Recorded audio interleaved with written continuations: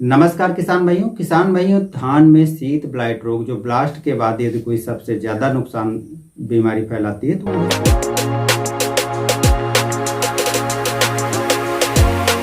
Rhizoctonia Solani नाम का एक फंगस होता है, उसके कारण फैलता है। और ये फंगस ऐसा होता है कि जिस खेत में यदि आप फसल लगाते हैं तो उसमें पहले से भी मौजूद हो सकता है, क्योंकि ये नमी में है लगभग 5 से 6 महीने जीवित रह सकता है और सूखी मिट्टी में ये लगभग 2 से 3 साल तक भी जीवित रह सकता है, यानी काफी लंबे समय तक ये फंगस आपके खेत में जीवित रह सकती है। इसी कारण से यदि आप जिस खेत में लगातार धान की फसल लेते हैं तो उसमें ज्यादा रोग लगने का खतरा रहता है। इसके साथ साथ जब आप आलू आदि की फसल लगाते हैं तो आलू में आप देखते हैं कि जो है कंद पे धब्बे पड़ जाते हैं, तो इसका कारण ये भी बनता है। तो इसलिए यदि आपके खेत में ये रोग लगता है तो आपको उसके तुरंत उपचार करने के लिए प्रयास करने चाहिए।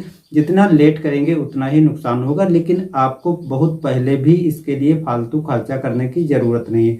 तो कैसे हम पहचानेंगे? देखिए, जब आप अपने खेत में जाएंगे तो खेत में जाएंगे कि नीचे के भाग से सबसे पहले शीत ब्लाइट की शुरुआत होती है। नीचे के भाग से 4 अंगुल को छोड़ करके देखेंगे कि उसके नीचे जो होती है पत्तियां सूखने लगती हैं, उस पर धब्बे पड़ने लगते हैं। धीरे धीरे इन पत्तियों पर रोग ऊपर तक फैलता जाता है और फिर ज़्यादा से ज़्यादा पत्तियां प्रभावित होते हैं, फिर दूसरे पौधे, इस तरह से ये फैलता चला जाता है।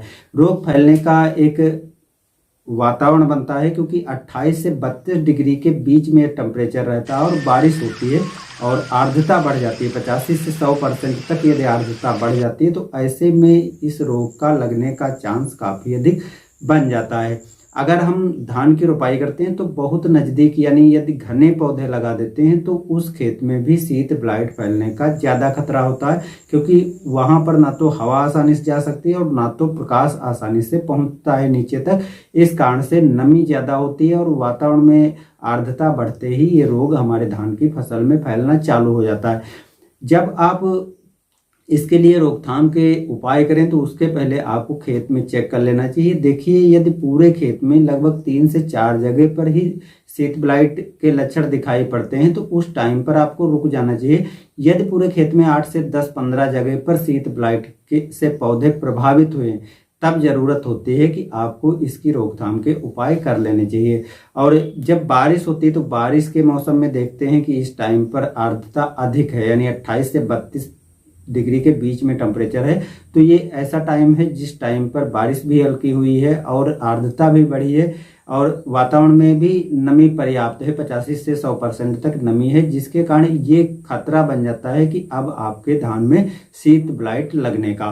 तो यदि शीत ब्लाइट लगने का खतरा बन रहा है और आपको लक्षण अपने पौधे खेत में कुछ पौधों पर दिखाई पड़ते हैं तो इसके लिए कुछ दवाएं हैं जिनको किसान भाई लगातार यूज करते हैं। अब वो दवाएं ऐसा नहीं है कि काम नहीं करती हैं, लेकिन इनका जब हम रेगुलर यूज करते हैं तो मैंने कई वीडियो में बताया है कि ये रेजिस्टेंस उत्पन्न कर लेते हैं, जो भी फफूंद होते हैं या कीट होते हैं, जिसके कारण इनका असर कम हो जाता है। इसलिए या तो हम डोज बढ़ा करके डालें तब वो अच्छे से काम करते हैं, या तो हम उन दवाओं की जगह पर दूसरी दवाएं डाल दें।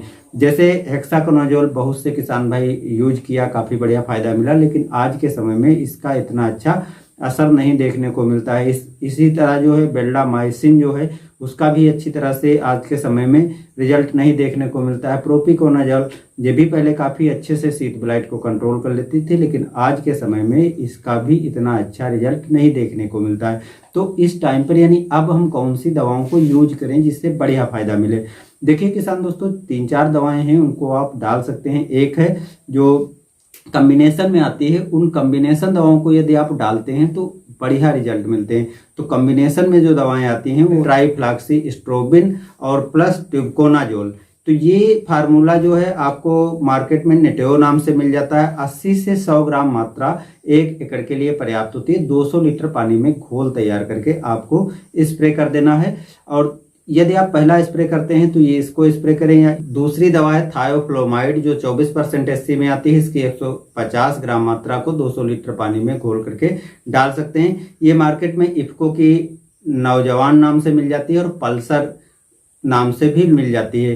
तो दोनों में से कोई भी आप डाल सकते हैं, दोनों ही अच्छी तरीके से काम करती हैं। जब आप एक स्प्रे कर देते हैं तो उसके बाद दूसरा स्प्रे करने की भी आवश्यकता पड़ती है। अब लगातार यदि एक ही दवा का आप दोबारा यूज करेंगे तो अच्छे से वो कंट्रोल नहीं करते हैं, इसलिए दूसरी बार आपको दवा बदल देनी चाहिए। जब दूसरी बार आप दवाओं को यूज करें तो 2 दवाओं में से कोई एक डाल सकते हैं। एक है एजैक्सिस्ट्रोबिन प्लस टिप्कोनाजोल। एजैक्सिस्ट्रोबिन प्लस टिप्कोनाजोल को डाल सकते हैं। दूसरी दवा है डाइफेनकाजोल, इसका आपको स्प्रे करना चाहिए। इसकी भी 80 से 100 ml मात्रा का आपको 200 लीटर पानी में मिला करके स्प्रे कर देना चाहिए। तो ये जो दवाएं हैं, ये जो मैंने 4 दवाएं बताई हैं, चारों बहुत अच्छे से जो है शीत ब्लाइट पर कंट्रोल कर लेते हैं। लेकिन बस जरूरत आपको है, जो दवा आप पहली बार स्प्रे करे हो तो दूसरी बार आपको दवा बदल करके स्प्रे करना है। तो इस तरह से यदि आपके धान में शीत ब्लाइट का प्रकोप हुआ है तो आसानी से कंट्रोल कर सकते हैं। और बाकी जो है यदि आप इनको यूज करेंगे तो दाने का चमक जो है वो भी बढ़ जाती है, जिससे जो है आपको मार्केट में भी काफी बढ़िया प्राइस मिल जाता है। इस तरह से यदि 10, 20, 25 रुपए भी आपको 1 कुंतल पे यदि अधिक मिल जाते हैं तो निश्चित ही इन दवाओं का खर्चा तो आसानी से निकल जाएगा। मिलते हैं नए वीडियो में, धन्यवाद।